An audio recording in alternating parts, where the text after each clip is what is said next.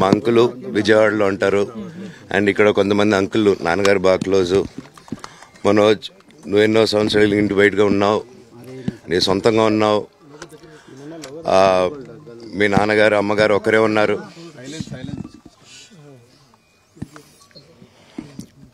మీ నాన్నగారు అమ్మగారు ఒకరే ఉన్నారు. మీ అన్నయ్య ఏమో దుబాయ్కి షిఫ్ట్ అయిపోయాడు ఫ్యామిలీతో. మీ వైఫ్ ప్రెగ్నెంట్గా ఉంది. తనకి తల్లిదండ్రులు లేరు. తనకి ఇప్పుడు మీ అమ్మ అవసరం ఉంది, పెద్దోళ్ళ అవసరం ఉంది. నువ్వు అక్కడే ఎలా చూసుకుంటావు అంటే, నాకు ఆ రోజు మా భార్య కూడా ఒకసారి వాళ్ళు అన్నీ చెప్తున్నారు కదా, ఎందుకండి ఒకసారి వినండి అంటే, సరేమ్మా నీకోసం వస్తాను అని చెప్పి మళ్ళీ తిరిగి రావడం జరిగింది. అండ్ నేను ఈరోజు నా గురించి ఆరోపణలు వేస్తున్నారంటే అది నేనేం చెప్పలేను. ఓన్లీ మీకు ఆధారాలు మాత్రమే చూపించగలుగుతాను.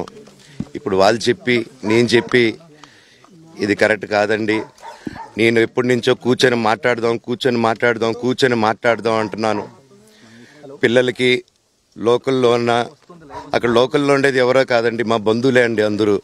ఆ చుట్టుపక్కల గ్రామాలందరూ మా నానమ్మ వాళ్ళ ఊరు, మా అమ్మమ్మ వాళ్ళ ఊరు, అందరూ మా వాళ్ళండి.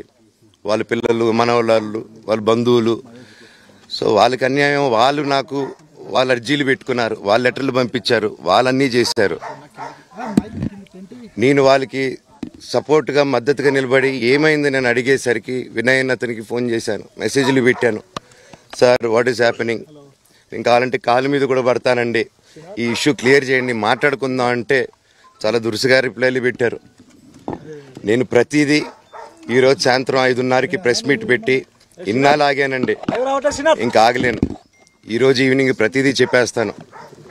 ఆ రోజు నేను పోలీసు సపోర్ట్ అడిగినప్పుడు స్టేషన్కి 100కి ఎందుకు ఫోన్ చేశాను, ఆ 100 దగ్గర నుంచి నేను పర్మిషన్ ఇస్తున్నాను, నాకు ప్రాబ్లం లేదు.